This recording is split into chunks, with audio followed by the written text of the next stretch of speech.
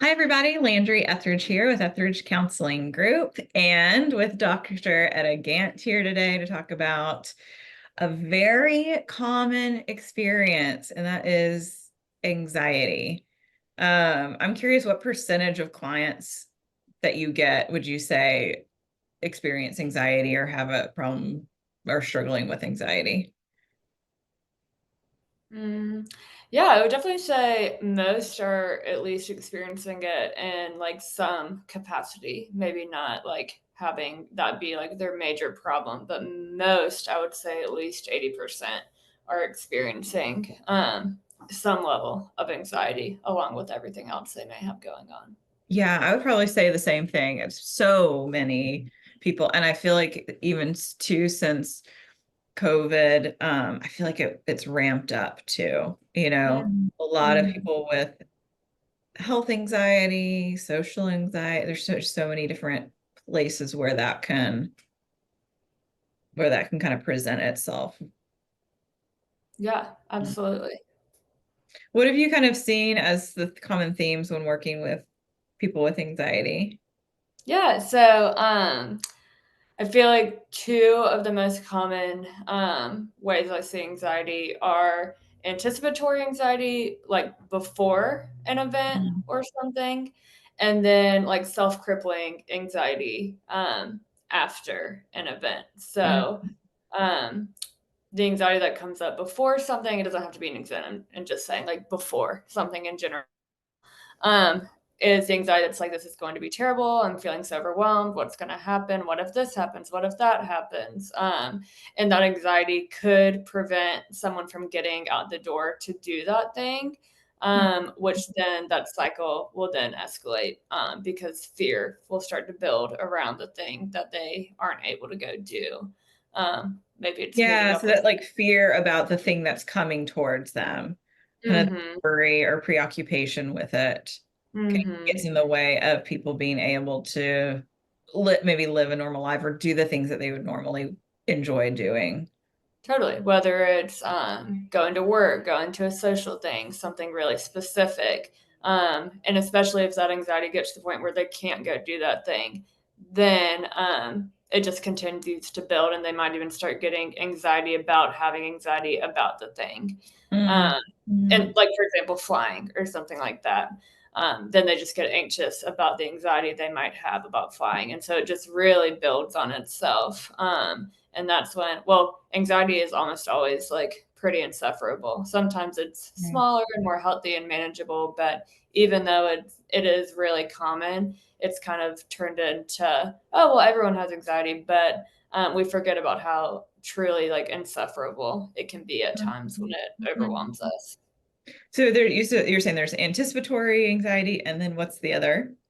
Yeah, so the anxiety that comes after you do Mm, something, after you go hang out with a group of friends, after work, where your anxiety is, I said this wrong. They think this about me. They think this about me. I made a huge mistake. I'm never going to be able to fix this.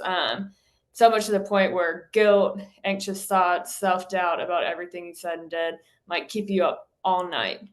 So then you're not sleeping well, and then you go into work the next day feeling really anxious and insecure, and then you're more on edge for having have made a mistake, and then that anxiety just cycles again and again and again and again. Yeah, it's no way to live, right? Like Mhm. it's such a miserable cycle to get stuck in. Mhm. Um, and feel like a lot of people some clients come in wanting like a quick fix, right? Or they're like, they just want to figure out what they need to do to stop those thoughts. But a lot of times you can't necessarily think your way out of you can't think your way out of it. Like it's not because it's not a cognitive decision. You can't just say, Right. well, I'm just not gonna worry about XYZ anymore. And that tends to Mhm. be a lot of the advice, you tell your friend and like, well, Right. just don't do that. Just don't think like that anymore. And you're like, well, Yeah, yeah, let it go. Yeah. yeah, I wouldn't think that way if I could help it. Yeah, Um, totally. what have you found to be helpful? Do you have any particular like things that you suggest clients do or not do?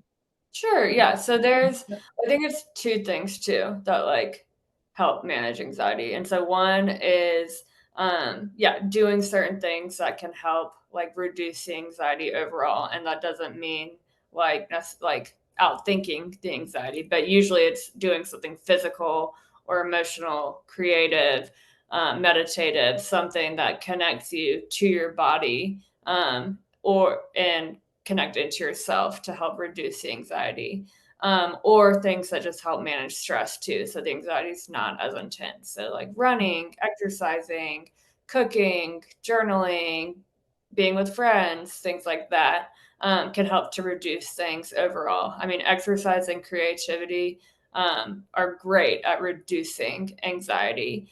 But a lot of times, anxiety is on top of emotions that we like aren't really feeling. So maybe it's shame or fear or guilt or sadness, or a lot of times it's anger. If we have a hard time connecting with our own anger, connecting to when a boundary is being crossed for ourselves, or when something feels wrong to us, that maybe we're people pleasers, um, or maybe those emotions are just uncomfortable to experience. So we don't feel them, and instead, anxiety results and ends up covering all that up. And instead, we just feel anxious, whether it's just like that physical feeling or those thoughts that we are like, where we're instead of expressing our anger outwards, it comes inward at ourselves.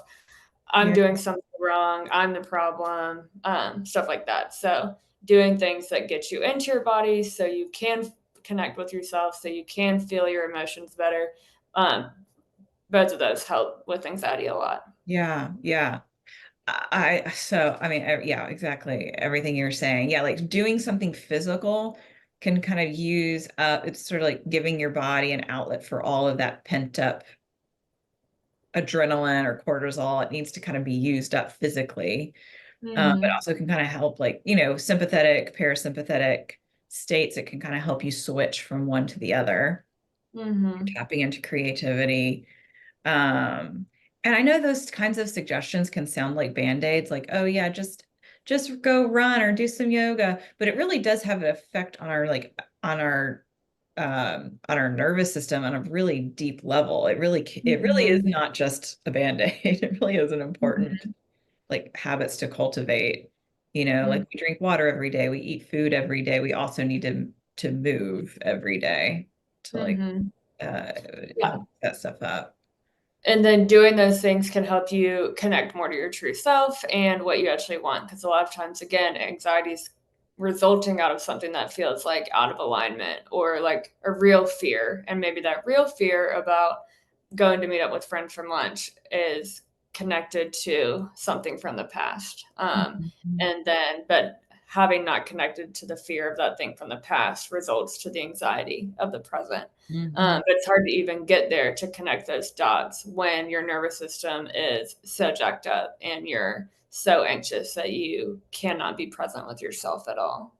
So some of what you're saying, I think, is like some of these tools can kind of cut through all the noise of what's going on and be sort of a shortcut to reconnecting with yourself so that you're Mm, operating out of a sense of like of your core self versus from all these other things.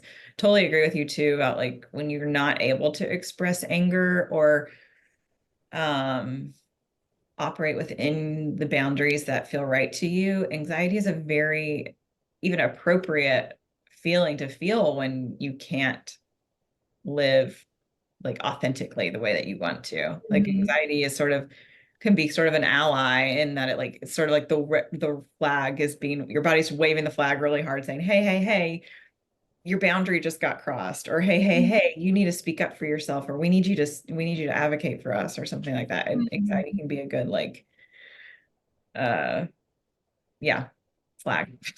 Yeah, Flag I love those underneath. metaphors you just used. Yeah.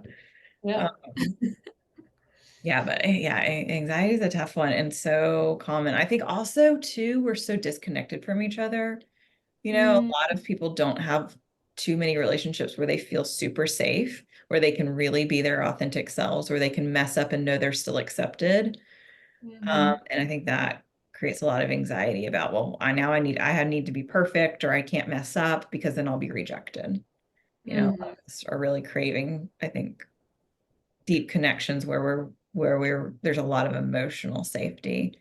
And that can be Totally. a really healing environment Yeah, where because too much pressure pushes you into being something that's not authentic to you.